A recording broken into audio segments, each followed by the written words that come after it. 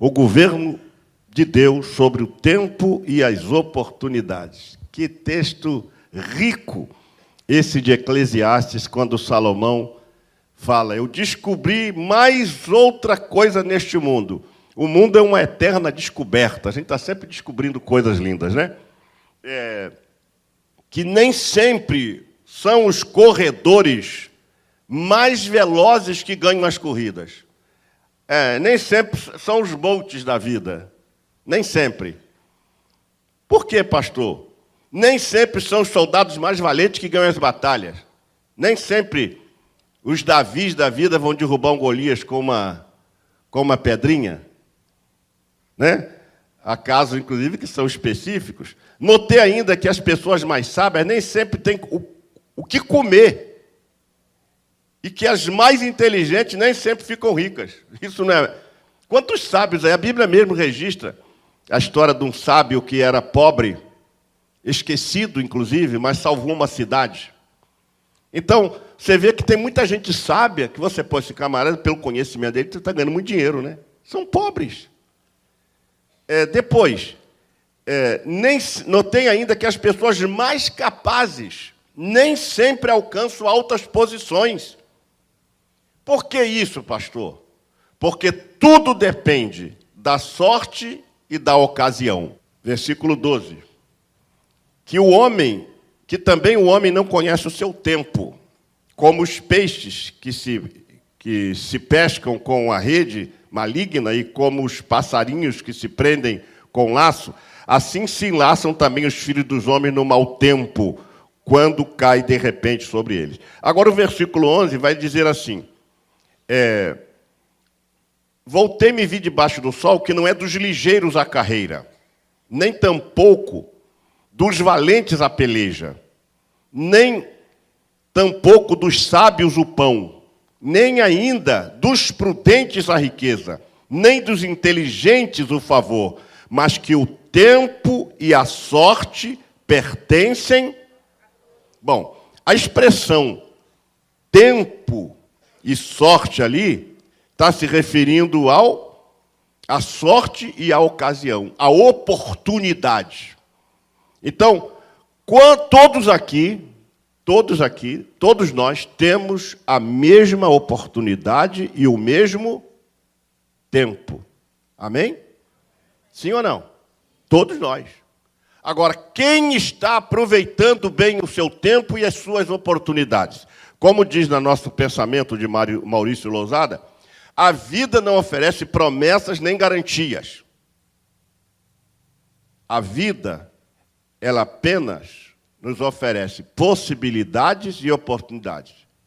E quantos de nós perdemos o tempo, perdemos a oportunidade e depois só nos resta lamentar?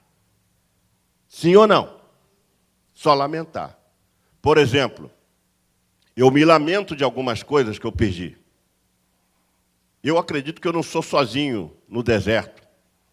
Muita gente, poxa, eu perdi uma oportunidade na vida. Eu poderia ter feito isso. Eu poderia ter feito aquilo. Eu poderia ter comprado isso. Eu poderia ter juntado um recurso. Eu poderia ter estudado. Eu poderia ter feito isso. Eu poderia... Aí você fica trabalhando naquilo que poderia. A lição de hoje não vai tratar do que você poderia, mas te despertar para o que você pode. Amém? Então todos nós temos na vida um tempo e oportunidades. Mormente, nós achamos que o melhor sempre vence. Que os que têm qualificações ou aptidões sempre são recompensados na vida e são melhores por isto. Alguém vai dizer: o senhor teve a oportunidade de estudar. O senhor teve sorte. Alguém lhe ajudou. Nada. Todos nós tivemos a mesma oportunidade, o mesmo tempo. Todavia, Salomão ensina que essas expectativas nem sempre se realizam como nós imaginamos. As coisas, eu sempre disse isso aqui, e vou repetir. O mundo não é a arte do desejável, é a arte do possível. Repita isso comigo.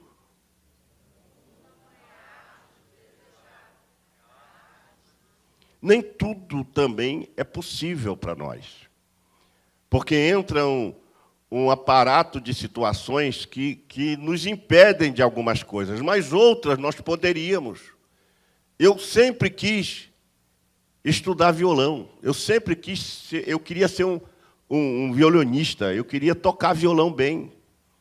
Eu aprendi violão quando eu tinha 16 anos. E se eu estivesse estudando violão hoje, eu seria um grande... como é que chama? Violonista, né? Porque o violinista é diferente, né?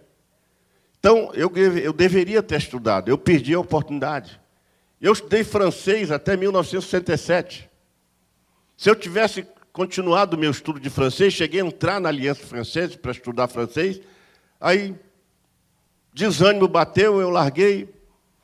Então, eu falei assim, meu Deus, por que eu não estudei o francês? Não é verdade? Isso tudo, a gente perdeu o quê? Na vida, oportunidade. Os jovens querem gozar a juventude e se esquecem que, quando chegar na meia-idade, vocês não vão ter mais pique para gozar a juventude, e o que vocês poderiam ter feito na juventude para garantir a idade média e a velhice, já passou. Eu tenho um amigo, promotor de justiça, que ele falou assim, Paulo, eu comecei a estudar bem cedo. Aos meus 16 anos, eu caí para dentro. Estudar para fazer concurso. Estudei. Consegui fazer o concurso de promotor, passei. Olha, eu não tinha sábado, não tinha domingo, eu não tinha feriado, eu não jogava bola, eu não namorava, eu só estudava. Resultado, Paulo, eu vou me aposentar antes dos 50 anos com salário de mais de 30 mil reais por mês. E sabe o que eu vou fazer? Vou pegar a minha esposa e vou viajar o mundo. Por que isso? Porque ele sacrificou alguma coisa para garantir o seu amanhã. A grande questão é que nós queremos aproveitar o tempo, mas de uma forma inversa. Se eu tivesse 16 anos hoje, namorada ia ficar em segundo plano. Em primeiro plano seria estudar para fazer concurso público. Eu ia ser juiz, ou então delegado federal. Ia estudar para ser isso. Eu não queria entrar para a Marinha, eu queria ser comandante de Marinha. Ia botar isso na minha cabeça. Eu quero ser uma autoridade.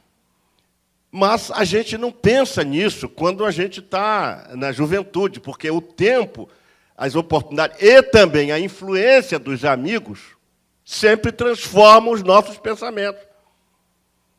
E se nós aproveitássemos hoje, a coisa seria diferente. Mas nem sempre, diz Salomão, que nem sempre as coisas são do jeito que a gente planejou.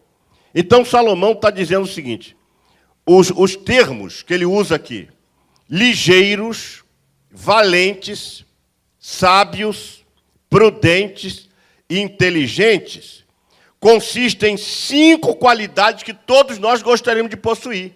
Quem não gostaria de possuir a qualidade de ligeiro, de valente, de sábio, de prudente e de inteligente? Todos nós. Então, Salomão fala, olha que sabedoria, né? Ele resume tudo em 5 palavras que todos nós gostaríamos. Todavia, mesmo que as tenhamos e planejássemos com confiança em nossas aptidões, ao final, é sempre Deus quem determina o nosso destino. Aí eu fiquei pensando, meu Deus, estudei 5 anos numa faculdade, fiz direito, meu desejo era ser o maior criminalista do Rio de Janeiro, na área federal. Está ali meu irmão, que viu um lance quando eu ainda era estagiário, já contei essa história aqui diversas vezes para vocês, em que me sinalizou, a vida me sinalizou o seguinte, Paulo Afonso, olha só, seu professor disse para você ir procurá-lo na segunda-feira, às 8 da manhã. O seu professor, que é um dos grandes advogados do Rio de Janeiro, trabalha no escritório do Alcione Barreto, o doutor Biratã Cavalcante, um dos grandes criminalistas, especialista na área de direito criminal. Paulo, segunda-feira você me procura para a gente ver o que pode fazer. Mas o estagiário, Paulo Afonso Generoso, pegou a lei em que a delegada classificou o crime, tipificou o crime, li a lei, analisei a lei e liguei para o professor. Mas, professor, aqui na lei não estabelece um tempo. Ele falou, sim, Paulo, aí está dizendo que até 8 anos. A pena é até 8 anos. Ora, então, se é até 8 anos, pode ser um dia. Pode ser um dia. Pois eu fiz uma petição de apenas 3 parágrafos. A petição mais simples do Brasil. Peguei aquela petição, peguei o meu irmão, William, e fomos para a Justiça Federal no dia de sábado. Você faria isso? Outro advogado faria isso? Nada. Sábado é dia de você descansar, se vire. Desculpe a expressão chula que eu vou usar aqui, que se dane. Eu vou segunda-feira, hoje eu não vou sair de minha casa, pois eu saí. Sábado, chegamos lá, a justiça ainda estava fechada, ou melhor, a justiça não. A vara ainda estava fechada para atendimento público. Mas a diretora estava lá e ela me atendeu, por sinal, muito bem. Eu já vi ali a mão de Deus, me atendeu muito bem. Então, você já conhece a história que eu já contei aqui. Resumindo tudo, eu liberei o preso da Polícia Federal com uma petiçãozinha de 3 parágrafos, assinando como estagiário, inscrição 8226, num lugar difícil, que é a Polícia Federal, e eu liberei aquele preso em menos de 24 horas. Ele foi preso às 22 horas, 3h30, 4 horas da tarde, ele estava no meu carro. Ali a vida me sinalizou, Paulo Afonso, entra por esse viés. Você vai ser um grande advogado criminalista. Eu só queria trabalhar na área federal, porque quando a pessoa saiu de dentro da cadeia, falou assim, olha, todos os presos querem o seu telefone, pediram o seu telefone. Você imagina. Porque ninguém se atreveu a fazer isso. Ninguém se atreveu. Eu vejo até na Lava Jato, aí ninguém se atreve a ir lá no sábado. Pois eu, como novo estagiário, eu me atrevi a fazer isso. E consegui, está ali o testemunho do meu irmão, consegui tirar. E sem saber o que fazer. E ainda sobre o desdém de um grande advogado, que eu não vou citar o nome aqui, que está sendo gravado, que pegou a minha petição, fez assim. Não tinha nada, 3 parágrafos. Pois ali a vida sinalizou para mim, vai nesse viés que você vai ser um grande advogado. E eu então me empolguei. Meu professor Orlando Barros, que era um dos grandes, ele não é nem inscrito na ordem, ele é inscrito no Instituto Federal de Advogados, é outro órgão acima da OAB. E ele, então, crânio, gênio, falou, olha, essa é uma área que você vai ganhar dinheiro, você vai ficar rico. Ainda mais hoje com o Lava Jato. Vocês têm uma ideia, só um advogado, o escritório cobrou para soltar um dos grandões lá da Petrobras, 10 milhões de reais. 10 milhões para libertar, para entrar com o habeas corpus e defender o preso. 10 milhões. Um dos grandões lá, que eu não vou citar o nome também, porque está sendo gravado. Então, você imagina, eu estaria ganhando dinheiro. Mas como Salomão disse assim, todavia, mesmo as que tenhamos e planejamos com a confiança em nossas aptidões, ao final, diga comigo, é sempre Deus quem determina o nosso destino. Aí Deus falou assim, não é nada disso que você vai ser. Você vai lá para Betel e vai administrar a minha igreja e vai ser pastor. Aí o que eu faço? O que eu faço? E numa dessas, o que você faz?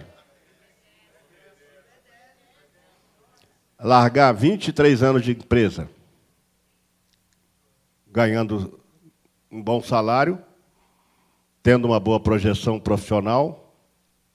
Eu era diretor da empresa, poderia ter ficado lá, a empresa poderia não ter sido, ou poderia também, não se sabe, ser liquidada pelo Banco Central, porque 2 anos depois que eu saí de lá, ela foi liquidada, mas não foi porque eu saí, porque já havia um projeto do Banco Central de eliminar todas as administradoras realmente que não tinham que não tinham apoio bancário do banco, não fosse de banco, então saí. E aí estou aqui. Os meus 5 anos de direito, hoje, para mim, não serve mais para nada. Primeiro que eu já me desatualizei totalmente e, para mim, já não serviram de nada. Eu falei, valeu a pena, sob o ponto de vista espiritual, muito. Sabe por quê?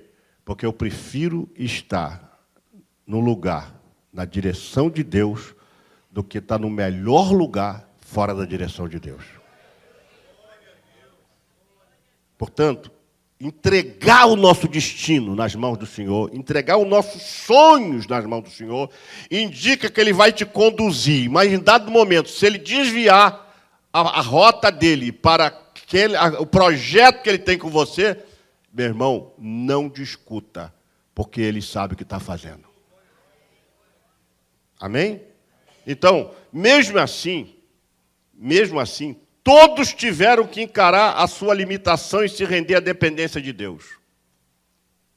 Eu tive que me render à dependência de Deus, porque em 2 Coríntios 3:5, lê-se assim: não que sejamos capazes por nós de pensar alguma coisa, como de nós mesmos, mas a nossa capacidade. Então não é porque você é bom, é porque Ele é bom. Não é porque você pode, é porque Ele pode. Não é porque você tem, é porque Ele tem. Então a coisa muda. Agora, a imprevisibilidade da vida. A vida é imprevisível. Imprevisto é uma palavra que serve para qualificar um acontecimento não previsto. Óbvio, né? Mas é a definição. É inesperado ou surpreendente. De repente você é surpreendido, acontece um fato diferente do que você planejou. A palavra do latim, videre, significa ver, né? Remete a uma coisa que não foi vista antes, ou seja, não foi prevista. Há muitas coisas que na vida não são previstas. Uma coisa que aconteceu de forma súbita. Acontecem as coisas na nossa vida. Então a vida é imprevisível. E no meio das nossas previsões, diga comigo, imprevistos podem acontecer. Na minha vida aconteceu alguns imprevistos. Não sei se na de vocês, mas na minha vida aconteceu alguns imprevistos. Aqui nós temos, às vezes nós fazemos um plano muito bem elaborado. Planificamos. O que é planificar? É tirar o plano da cabeça e passar no papel. Eu trabalhei em construção civil. E quando vinha um orçamento de uma instituição pública para nós fazermos a proposta de licitação, a gente então tinha que pegar aquele orçamento, tinha que pegar o projeto e planificar, botar no papel. Além de planificar, nós tínhamos que fazer o chamado orçamento. Nós tínhamos um menino, um jovem, muito bom nisso. O nome dele era Robson Lacerda. Ele virava à noite, mas ele detalhava cada peça que ia usar numa parede, num teto, no chão e tudo. Ele fazia tudo e botava os preços. E depois ele dizia, essa obra vai custar R$ 2.375.023. Pá, dava para o engenheiro olhava, então vamos concorrer, vamos para a concorrência. Então concorria. Quem desse um preço mais próximo da empresa, ganhava, era vencedor.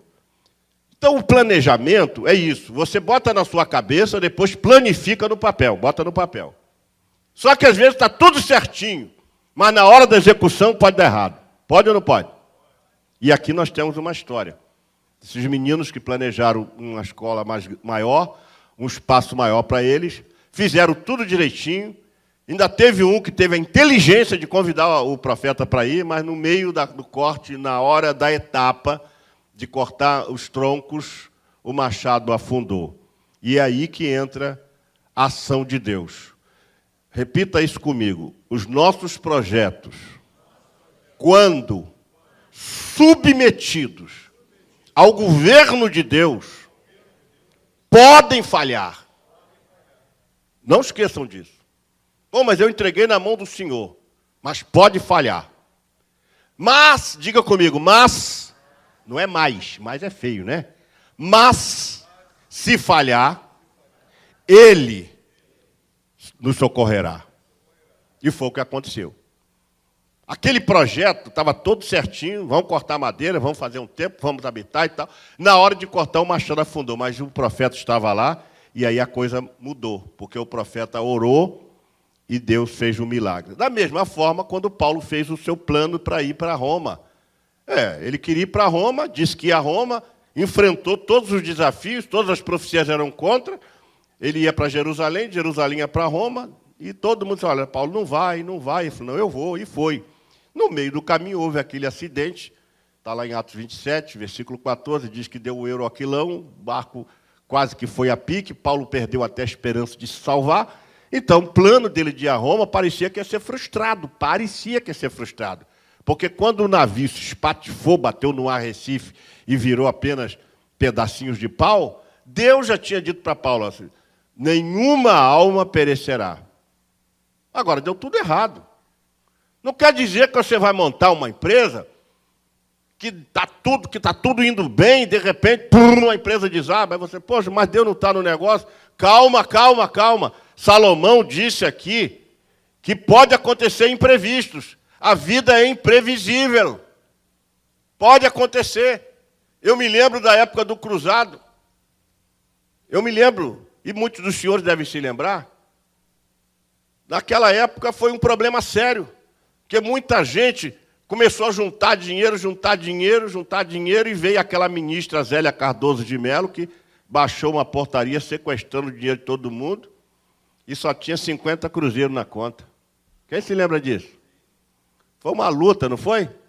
Pois bem, naquele período, eu consegui fazer uma festa no Tamoio, cancelei o show do Tim Maia, porque a minha filha fazia 15 anos. Eu cheguei para o presidente do Tamoio e disse, olha, primeiro que Tim Maia não vai vir, ele vai furar com você.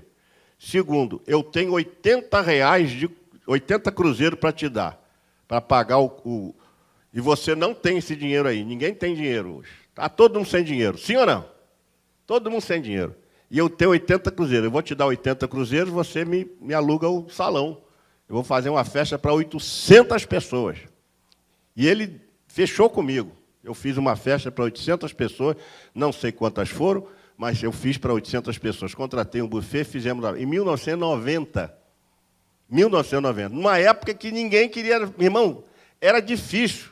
As pessoas estavam vendendo dólar a R$1. A um cruzeiro na época. Porque o negócio... Então houve um imprevisto. O dinheiro sequestrado, ninguém podia prever aquilo. Aquela mulher fez um mal tremendo ao país. O plano real só deu certo porque o ministro Recupero, quando fez o plano, apresentou ao Senhor. Sabiam disso? Eu vi a entrevista dele. Ele apresentou a Deus e orou para Deus abençoar aquele plano. E deu certo até hoje, o plano real. Então, tudo que nós submetemos a Deus está garantido. Ainda que afunde, ainda que o barco também quebre, mas Deus vai prover a solução. Deus vai prover, porque está no plano dele. Agora, na tua mão, é um problema sério. Por quê? Porque não que sejamos capazes de nós mesmos, de pensar alguma coisa, como se de nós mesmos pudéssemos fazer, mas a nossa capacidade vem de Deus. Nem sempre também as coisas acontecem como nós planejamos. A Bíblia diz em Tiago, capítulo 4, versos 3 a 15, se o Senhor quiser, e se vivermos, faremos isto ou aquilo.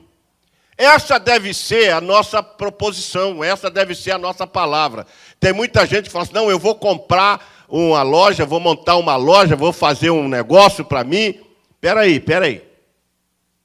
Você dá um pause aí, e dá um replay, volta a fita e fala assim, se o Senhor quiser que eu monte isso, vai dar certo. Submete a Ele teu plano. Se você vai montar uma empresa, coloque ele com 100% das suas cotas. Para não ser tão exagerado, fica com 1% e dá 99% para ele. O ideal é que você desse tudo para ele. Aí as coisas não tendem a achar que vai dar tudo certo. Mas quando dá errado, com ele, vai dar certo. Mas quando ele não está presente, dá errado, deu errado. Com ele, vai acertar. Então, vamos lá.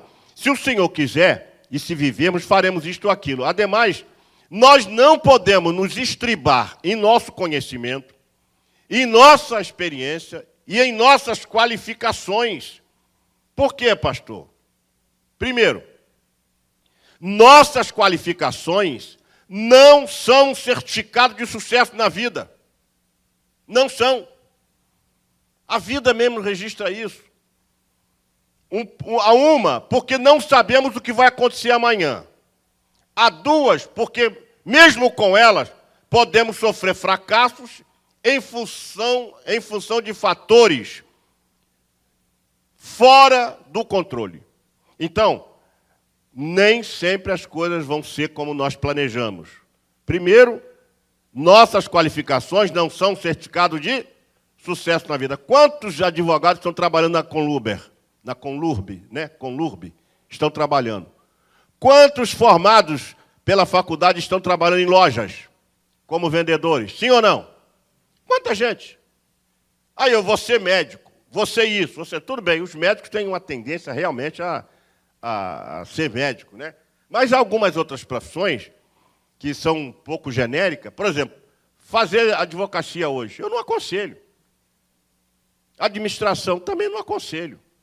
Mas então como é que eu faço? Vá para o Google, doutor Google, e pergunte-se quais as profissões, quais são as tendências profissionais para o século presente.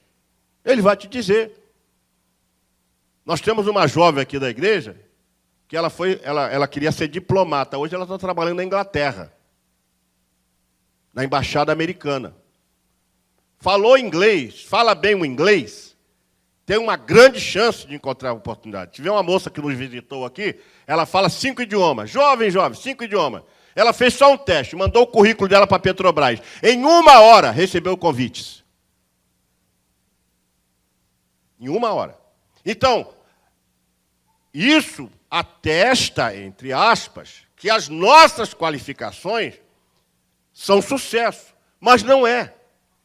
Por exemplo, eu disse aqui a vocês que de primeiro se contratava quem tinha QI, consciente de inteligência, depois consciente de emocional, QE. E hoje as empresas estão mais preocupadas em quem tem QF, consciente de felicidade. Porque o que adianta você colocar um chefe de um setor de informática, de um cara formado em Sorbonne ou em Harvard, que o cara é um como é que chama esses caras meio que aloprado? Como é que chama ele? CDF, né? É assim que chama? Bota um cara desse que não sabe se relacionar com as pessoas. Vai arrebentar com a empresa. Sim ou não?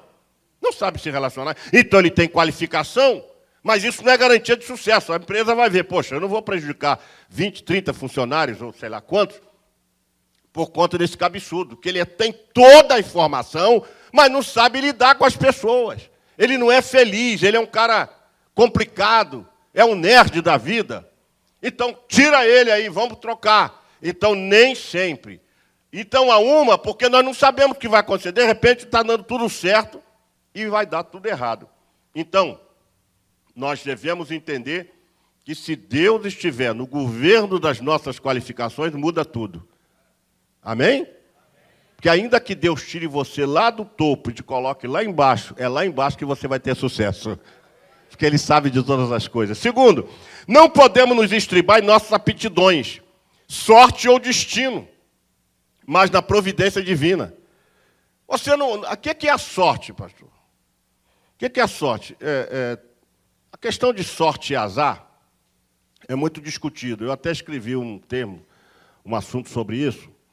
Foi essa semana ainda que eu acho que algum tema para debate. Porque eu estive num debate muito complicado nessa quinta-feira. Não sei se aqui alguém assistiu, porque a maioria aqui assiste a Melodia, né? E eu estava na outra rádio. Mas o tema era sobre Adão, sobre o tempo. O tempo de Adão era o tempo nosso. O que aconteceu depois com Adão? Adão existiu, em que época, em que tempo, eram dias de 24 horas, como é que foi formado o mundo? Um tema muito complexo, mas, infelizmente, parece que deu um bom resultado, porque muita gente mandou mensagens e o debate vai ser outro debate agora, e vai ser 2 debates, por sinal. Nós vamos gravar no YouTube, direto, no canal, para poder as pessoas participarem, né? E vai ser um debate muito interessante. Mas eu fiz um estudo sobre sorte e azar. A palavra azar não aparece na Bíblia em lugar nenhum. E a palavra sorte, que aparece na Bíblia, não tem nada a ver com essa sorte que vocês entendem por aí. A palavra sorte na Bíblia, primeiro, que é lançar sorte. Lançar sorte. E assim, lançar sorte, porque eles entendiam que quando lançava a sorte, e a sorte caía numa pessoa, era de direção de Deus. Lembram de Jonas? Lançaram sorte e caiu em quem? Eles entendiam que era da direção de Deus. Por outro lado, sorte era uma escolha. Josué, por exemplo, fez lá o sorteio das terras. Aí caiu a sorte para a tribo de Dan, para a tribo de Efraim, para a tribo de José. Aquilo ali não era sorte como a gente imagina hoje. Sorte hoje está muito ligado a jogos, sim ou não? Então, não é esse o sentido bíblico. Azar, a palavra, não existe na Bíblia. E, por sinal, ninguém define azar. A definição é muito pueril, é muito parca, dizer que azar é falta de sorte, porque não tem uma explicação coerente para a questão de azar. Azar é mais ligado à matemática e a uma ciência, mas não tem nada a ver de você ser uma pessoa que tem azar. Aconteceu um infortúnio com você, eu tive azar. Não existe isso à luz da Bíblia. A palavra não aparece, a palavra sorte está na Bíblia, mas no sentido de você distribuir e lançar. Vou fazer um sorteio aqui entre você e você. Aí a sorte caiu para um, esse é o sentido. Mas não é que a sorte é um elemento metafísico, espiritual, que aí cai para aquela pessoa. Não, não. A sorte, por exemplo, lançaram sorte para escolher alguém no lugar de Judas, e quem caiu a sorte. Então ele jogava tipo um palitinho. Vamos jogar um palitinho aqui, ó. Aquele que cair vai ser a pessoa, a sorte caiu para ele. Então tem muita gente que depende de sorte, inclusive lê horóscopo. Tem crente que lê horóscopo para ver se tem sorte. Só sai de casa se lê o horóscopo, porque senão ele vai ter azar. Dia 13 de agosto, se cair numa sexta-feira, tem crente que não vem ao culto.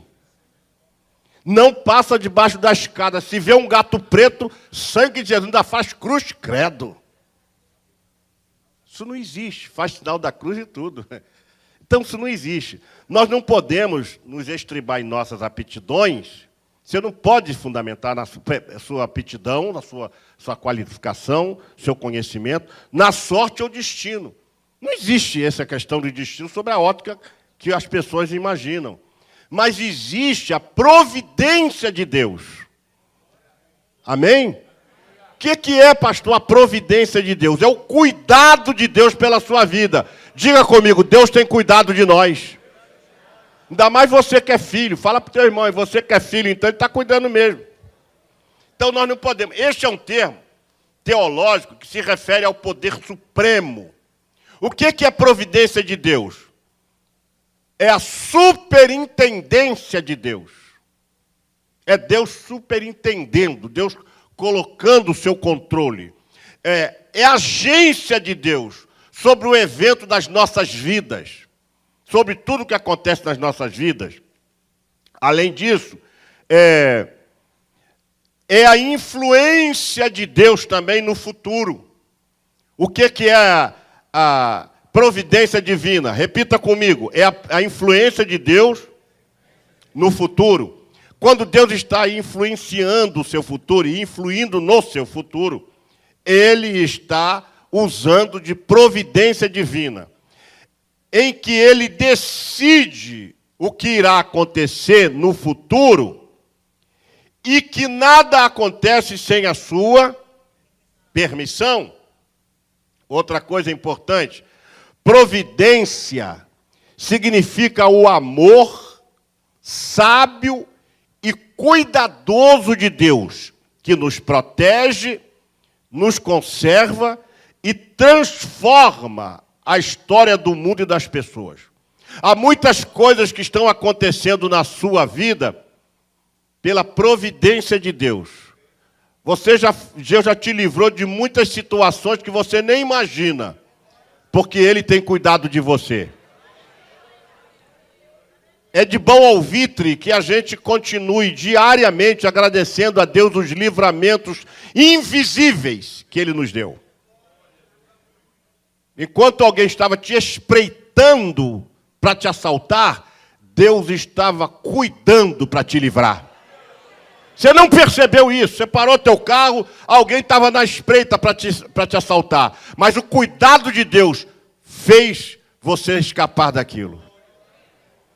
Eu me lembro, contei essa história também trocentas vezes aqui para vocês. Era 22 horas e mais ou menos 30 minutos, por ali. Mais de 10 horas um pouquinho. Eu parado ali na Marechal Deodoro para atravessar a Jance de Melo, né? Jance de Melo, né? Para ir pegar aquela São Lourenço. E uma noite fria, eu não percebi. Estava assim, confiando sempre em Deus, de que Ele está no controle, sempre ligado, né? Que eu fico no carro ligado para ver se tem alguém que está vindo de um lado, do outro, atrás. Eu estou sempre ligado. Isso aí é meu. Se você não andar assim hoje, meu irmão, está lascado, hein? Me desculpe. A Bíblia diz vigiar, e quem tem que vigiar é você. Deus te guarda, mas a vigilância é sua. Entendeu?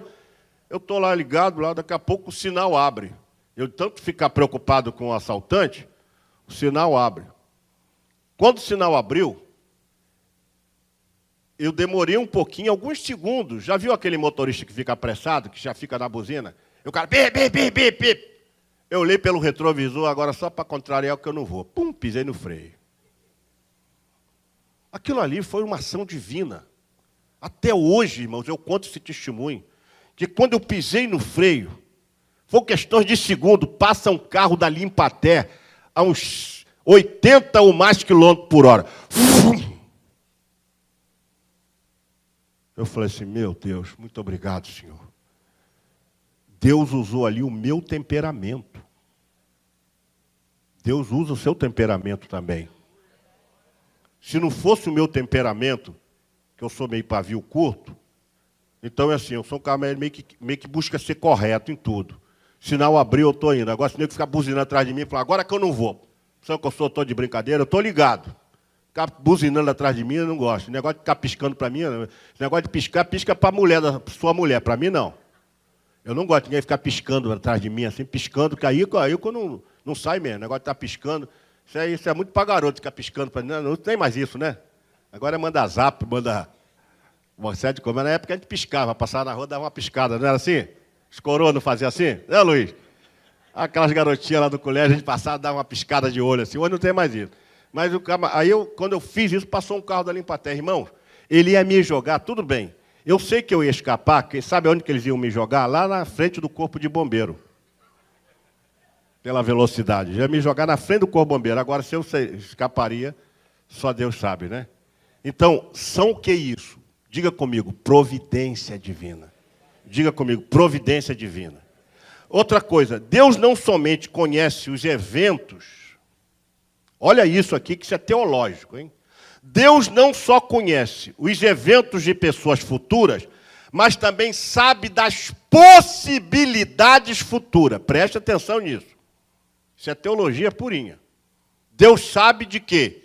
Das possibilidades. Deus não apenas conhece os eventos, mas também sabe das possibilidades futuras.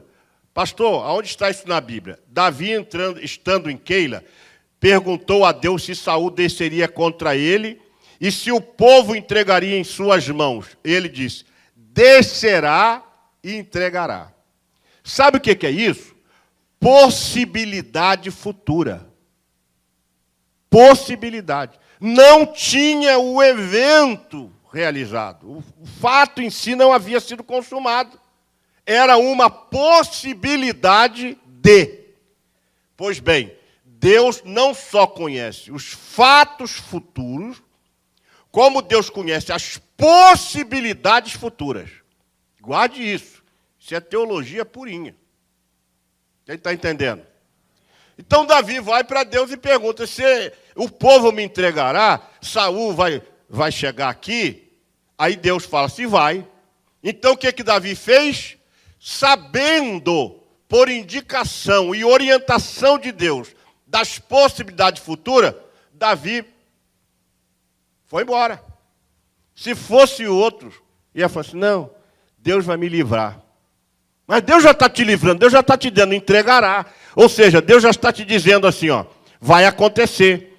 Descerá e entregará. Será que Davi virá contra mim, Senhor? Davi vai vir aqui em Keila? Davi virá. E ele vai me entregar, e o povo vai me entregar? Entregará. Deus não disse mais nada. Mais nada. Diga comigo, Deus não disse mais nada. Só disse isso. Agora, cabe a você tomar a decisão. Se Davi fica ali, o que ia acontecer? Saul ia pegar ele. O povo de Keila ia entregar Davi na mão de Saul. Então, Davi, que não é besta, que não é burro, que é um homem inteligente, sabe da coisa, vou embora daqui. Às vezes acontece isso conosco. Deus fala para você das possibilidades e a decisão é tua. Porque Deus não decide por você. Que é o exemplo mais claro, está aqui. O exemplo mais claro está aqui. Quando no mês de julho de 96, o pastor disse: pastor, Deus mandou entregar a Assembleia de Deus Betel para o senhor. Ele falou: pô, mas tem tantos pastores. Mas ele mandou entregar para o senhor. Eu falei: bom, mas Deus falou com você, mas não falou comigo. Eu vou orar. Fui orar, Deus não me disse nada. Já contei isso também para vocês várias vezes, várias e várias vezes. Fui falar com vários pastores, ninguém falava. Fui conversar com meu pai desconversava tudo, mas não dizia: não, meu filho, vai lá que Deus é contigo. Ninguém me disse nada. Tão somente um colega, um pastor amigo meu, que sentou comigo no restaurante, lá na Rua da Constituição, disse: Paulo, é assim mesmo. Deus não decide pela gente. Deus espera a gente decidir. A decisão é tua. Deus só disse para o pastor de uma possibilidade. A decisão é tua. Eu olhei os prós e os contras, tal, fiquei medindo, eu sou vice-presidente numa igreja, eu vou sair, o espaço ali é feio, e tem algumas coisas para acertar, não tem dinheiro, pouca gente, não sei o que mais, aí eu medi tudo.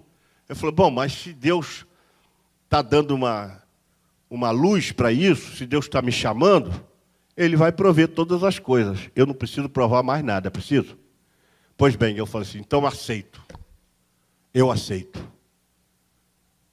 E se eu aceito, me perdoe sob o ponto de vista humano, sem colocar o lado espiritual, é um tiro no escuro, sim ou não? É você trocar o certo pelo duvidoso, sim ou não? Eu troquei uma igreja que eu era vice-presidente e hoje eu seria presidente. Alguém tem dúvida? O presidente morreu, eu seria o pastor presidente. Que fui o mais votado, por sinal. Mas Deus não me quis lá, Deus me quis aqui. E aí eu tinha que dizer para Deus se eu aceitava ou não. E eu disse: eu aceito, pastor. Aceitei. E honestamente, não tenho um pingo de arrependimento de ter tomado essa decisão. Sabe o que significa isso? Deus sabe o que pode acontecer, e sabendo o que pode acontecer, Ele te dá a dica. E você usa da inteligência que Ele já te deu e decide o que é melhor para você. Quem está pegando o mistério aí? Irmãos, olha, com toda simplicidade, Deus está falando aqui. Você toma atitude. Ou você vai pagar para ver? Se Deus já disse que vai fazer, que vai descer, que vai te entregar, Deus precisa dizer para você: meu filho, pega aquele cavalinho seu, monta nele, sai correndo, vai para a montanha tal, se refugia ali, fica lá. Não. Deus não vai dizer isso. Deus não está aqui para agir dessa forma. Deus vai dizer para você: olha, Escapa-te por tua vida. Para onde você vai, é você que tem que escolher. Escapa-te por tua vida. Não foi assim que disse para Ló? E Ló foi.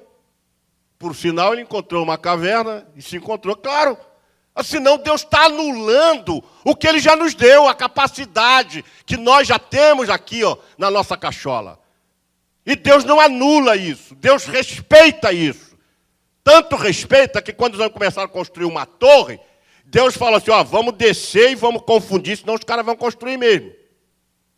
Porque o próprio Deus sabe a capacidade que nos deu, mas nós mesmos não valoramos essa capacidade. Às vezes nos sentimos um nada. Nada, eu não sei, eu não posso. Quem disse que você não pode? Posso todas as coisas naquele que me fortalece. Óbvio que tem o contexto, eu sei disso. Sei também.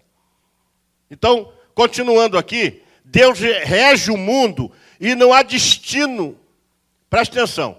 Deus rege o mundo. E não há destino cego, nem acaso, nem poder dos atos.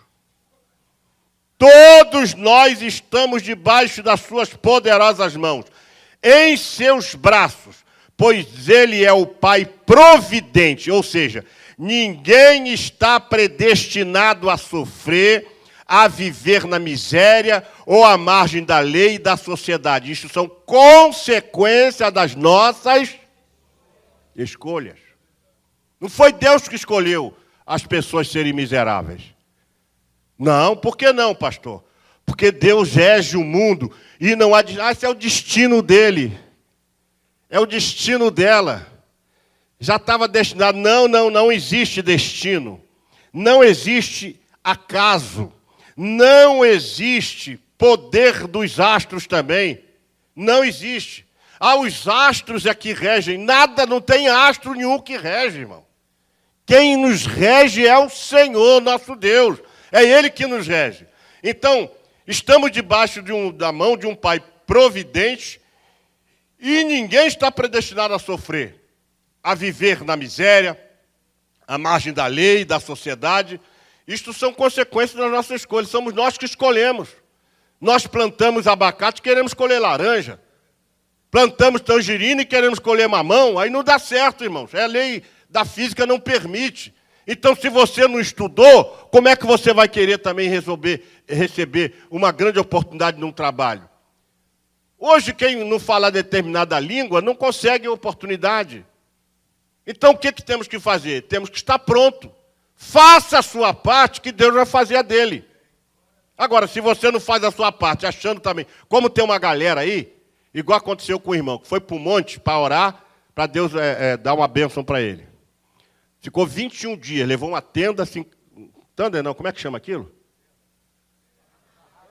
Levou uma barraca, se hospedado lá. Aí ficou lá 21 dias. Quando desceu do monte, não sei se foi aqui, eu sei que foi no monte desse aí. Quando ele desceu, que chegou em casa, a mulher não estava, os filhos não estavam, a luz estava cortada, a água estava cortada. E o vizinho que levou a bênção. Esse é o caminho? Não. Isso é espiritualização. É espiritualização. São os exageros que as pessoas acham que por aí vai resolver seu problema. Quinto, a providência, ou melhor, a predestinação nunca predetermina as escolhas do homem. Mas eu sou um predestinado. Vamos lá, diga comigo, a predestinação nunca predetermina as escolhas do homem, mas pré-ordena as escolhas de Deus no que concerne ao seu relacionamento das inclinações, necessidades e escolha do homem. Então, a predestinação de Deus nunca predetermina as escolhas do homem. Eu sou um predestinado. Você sabia que Deus, quando Deus predestina, a predestinação é uma doutrina linda. Nós, infelizmente, a gente poderia estudar isso até em apartado, né? A doutrina da predestinação. Mas ela nunca predetermina as escolhas do homem. Deus dá a você o direito de escolher. Porque quando Deus te formou, Ele dotou você da capacidade de saber, da capacidade de sentir e da capacidade de escolher. Ora, se você tem a capacidade de escolher, Deus não entra, Deus não escolhe para você. Por isso que algumas irmãs que ficam esperando Deus mandar um marido, tu vai morrer solteira. Qual o seu caminho? O que você faz? Ah, pastor, eu estou esperando, mas vai vir de paraquedas? Vai vir de paraquedas? Não vai. Vai evangelizar o corpo do bombeiro, vai evangelizar o quartel, vai evangelizar a polícia militar, vai evangelizar. Vai fazer alguma coisa, irmã. Ora, bolas.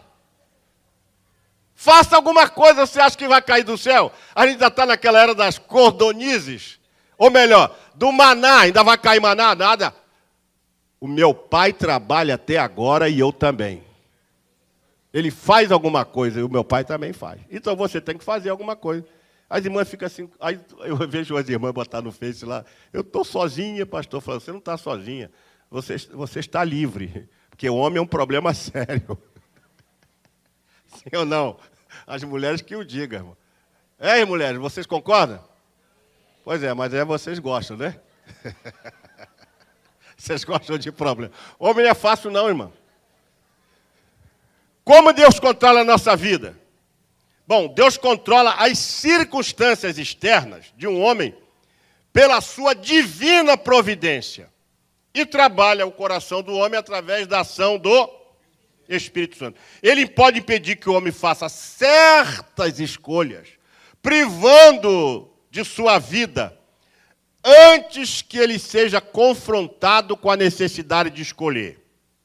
Deus não controla no sentido de forçar as escolhas a serem feitas pelos homens ou pelo homem. Deus não força você a escolher. Deus te dá esse livre arbítrio. Deus te dá esse direito de escolha. O que é o livre arbítrio? É o direito, a capacidade que você tem de fazer escolhas. Deus não anula isso. Ele pode até exercer influência através do Espírito Santo, através da providência, através da abertura real do coração do homem. Mas a vontade de fazê-lo ainda está no coração do homem. E quantas pessoas recebem uma palavra de Deus direta, que ele deve fazer isso ou aquilo, e ele não faz? Sim ou não? Porque a vontade, que faz parte, são os 5 elementos da alma, o intelecto, a vontade, o sentimento, a razão, a emoção, fazem parte da alma. Essa vontade está no poder do homem. É o homem que decide. Você veja bem, quando tem um homem na Bíblia, que Pedro disse para ele assim, olha, arrepende-te do que você fez, do que está no seu coração, para que Deus, porventura, ore a Deus, para que Ele, porventura, possa perdoar a iniquidade do seu coração. Sabe o que ele disse? Ore vocês por mim. Quem se lembra disso? Atos capítulo 8, o Simão mágico. Ore para Deus perdoar a iniquidade do seu coração. Aí ele do lado, não, ore o Senhor por mim, não. Deus está dizendo para ele orar. Isso era uma ação do Espírito Santo para ele orar e pedir perdão. Porque um coração contrito, Deus perdoa, Deus não nega. Mas ele não, ore o Senhor por mim. O cara nem orar queria. Aí quer que Deus abençoe? E Pedro foi duro com ele, né? O teu dinheiro seja contigo para a tua perdição. Porque cuidaste que o dom de Deus se compra com dinheiro. Arrepende-te. Arrepende-te e ore a Deus para que, porventura, te sejam perdoadas a iniquidade do teu coração. O camarada, em vez de se arrepender, pegar essa palavra de dureza, se arrepender e pedir perdão, não. Ele falou, ore, senhores, por mim, ora. Aí, o que a gente pode imaginar de Simão mágico? Que ele morreu perdido. Estou imaginando, não estou afirmando. Quem entendeu? Então, continuando aqui, mas a vontade ainda está no poder do homem. Deus não controla a vontade do homem, porque isso é o quê? O que é isso, irmãos? Determinismo. Preste atenção nisso, é teologia. Determinismo. não controla a vontade do homem, porque isso é determinismo. O milagre é Deus alterando por um curto período de tempo, a ordem natural das coisas. Então, Deus pode fazer um milagre? Sim ou não? Deus pode alterar a ordem natural das coisas? Pode. O povo vinha caminhando, chegou lá, tinha um mar na frente. E aí, não pode passar. A ideia, dizem os pregadores, mas não lo creio, que a ideia original era o povo ir passando e pisar na água e ir para o outro lado. Já vi muito pregador assim. Irmão, tem cada uma. Por isso que eu digo, tem muito jovem, preste atenção, meninos, os jovens da igreja. Parem de ficar assistindo esses pregadores que estão criando um monte de jargão e vícios, que depois as pessoas só acham que pregação é aquilo. Há um monte dele. Pregadores dizendo que quando Davi jogou a pedra no gigante, o gigante ficou assim, ó. Aí veio o anjo e pum! Aí o Golias caiu. Aonde está escrito isso, irmão? Tem gente que tem uma imaginação fértil. Fértil demais, né? Aí tem uma galera que aplaude isso, porque os caras não têm argumento teológico. Então fica inventando uma tal de teologia para poder atrair o aplauso das pessoas. Um milagre é Deus alterando o curso. Então Deus alterou o curso. Deus abriu o mar. O meio principal pela qual Deus executa a sua vontade são através de causas secundárias. Por exemplo, leis da natureza e escolha humana. Deus faz e executa a sua vontade através disso. Em outras palavras, Deus, diga comigo, porque isso aqui é fundamental, diga comigo, Deus trabalha indiretamente através dessas causas secundárias para realizar a sua vontade. Então Deus é um Pai todo-poderoso, Deus é amor, é o próprio amor cuidar, guiar, conduzir, prevenir. É Deus que se interessa pelos nossos interesses. Porque, olha, muitas vezes o teu marido não se interessa pelos seus interesses, a tua esposa não se interessa pelos seus interesses, o teu pastor não se interessa pelos seus interesses, o teu amigo não se interessa pelos seus interesses, os seus filhos não se interessam pelos seus interesses, o teu professor não se interessa pelos seus interesses, mas Deus se interessa pelos seus interesses. Ele se interessa. Eu posso afirmar isso. Sexto lugar, as forças contrárias para que os nossos planos não sejam realizados. O que acontece, pastor? O fato de você ser crente não lhe dá garantia de que tudo vai dar certo.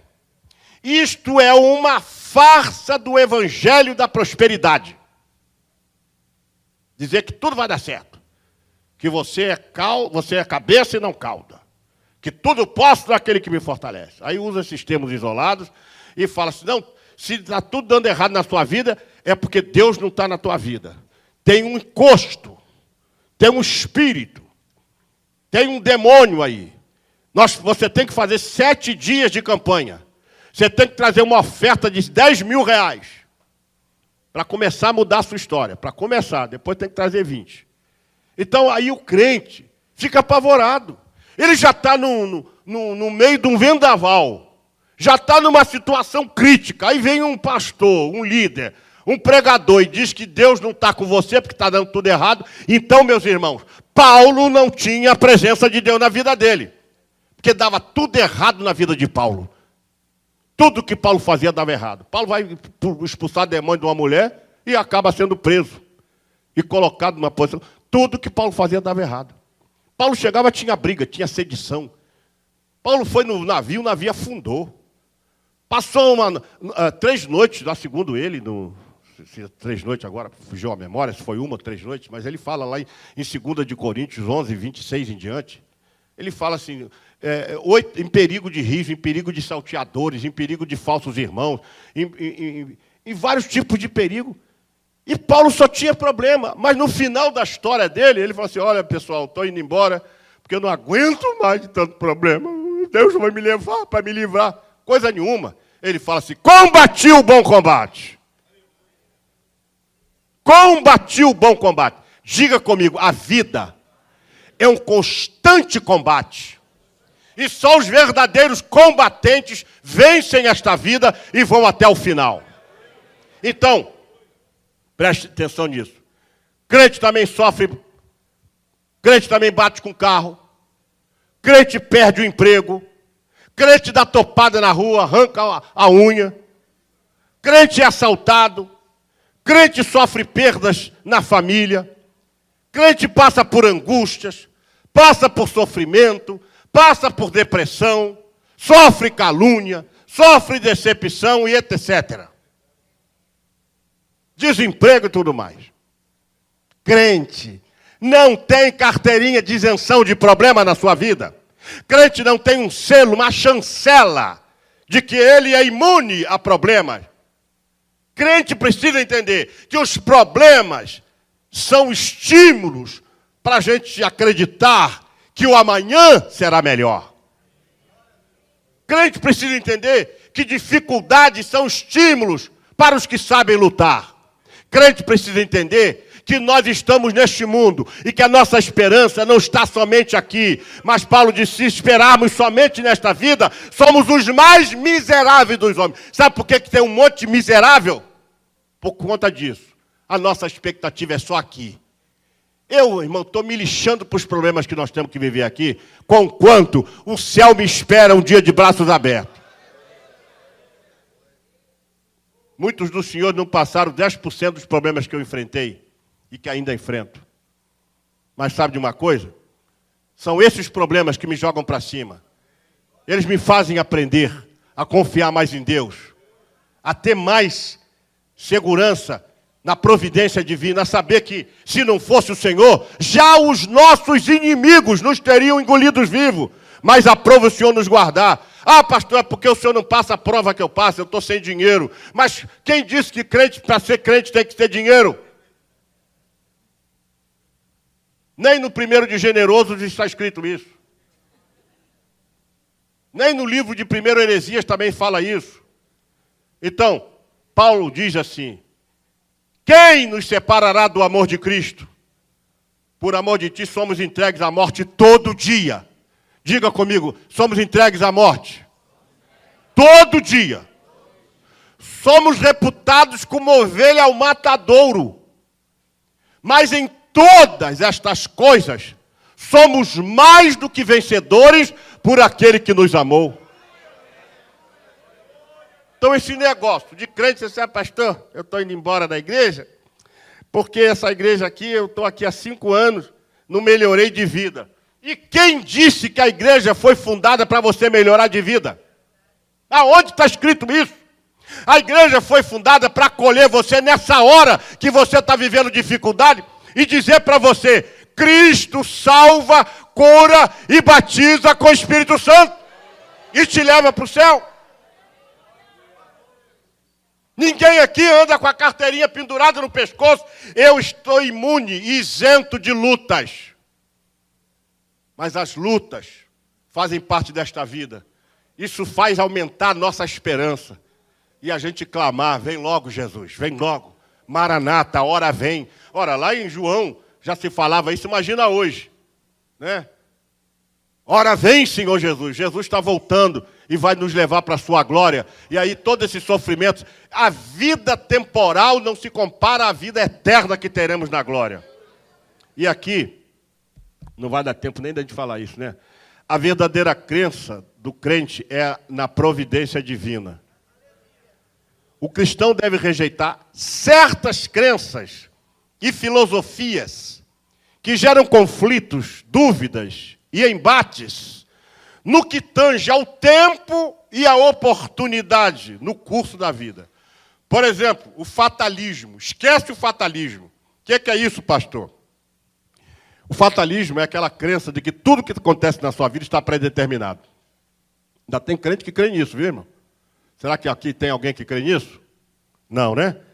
Tudo que acontece está predeterminado.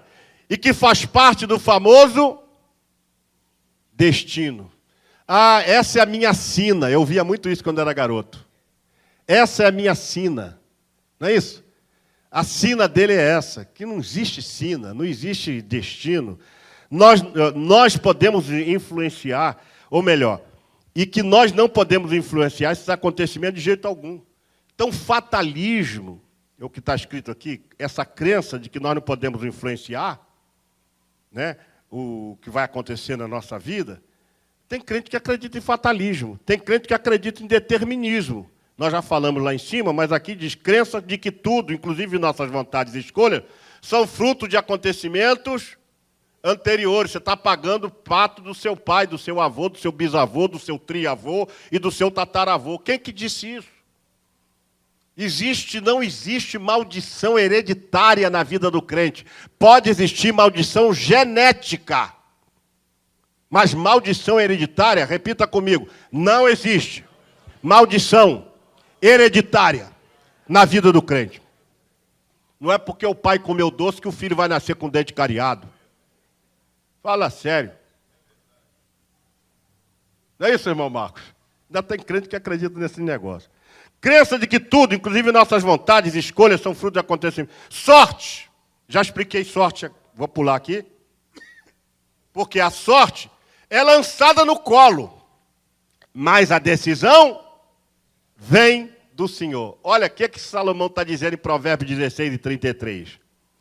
Eu posso até lançar sorte, mas a providência vem do Senhor.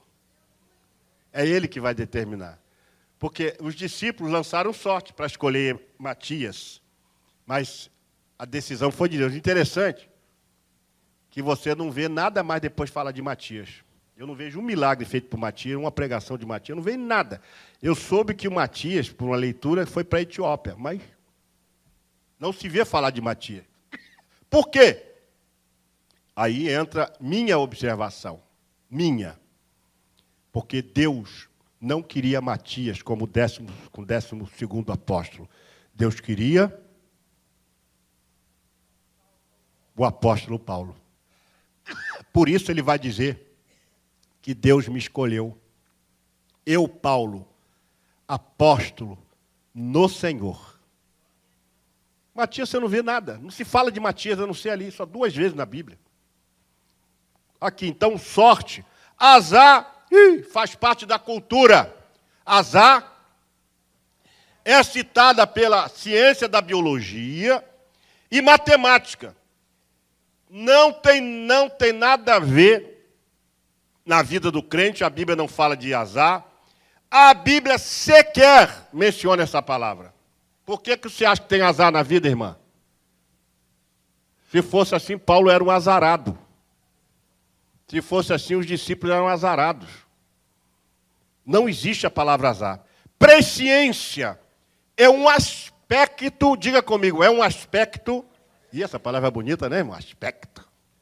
É um aspecto da onisciência relacionado ao fato de que Deus a conhece. Deus conhece os eventos e as possibilidades futuras. Preste atenção nisso. Sem que isto afete o quê? As decisões. Eu pergunto, Davi poderia continuar em Keila? Poderia? Sim ou não? Poderia, mas ele sacou, não é isso? Os meninos sacou, percebeu, entendeu que não deveria ficar. Então, a presciência não afeta as decisões do homem, nem do seu livre-arbítrio. Pois o seu livre-arbítrio, e por último aqui, a predestinação, do grego prognosis, tem a ver somente com os atos e escolhas de Deus.